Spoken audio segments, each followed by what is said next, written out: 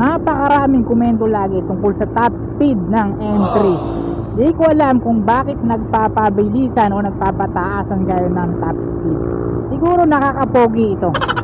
Pag sobrang bilis ng motor mo, parang astig ka pogi. Pero isang sablay mo lang dyan, yung pagkapogi mo na yan, durog yan, isang sablay lang. Sobrang tulin kahit naka helmet ka pa. Tiyak ko yung pagkapogi mo na yan, mawawala yan. Dahil nagkakagulo sila sa top speed ng M3. Iba-ibang komento, may 130 or 125, may 115, iba-iba.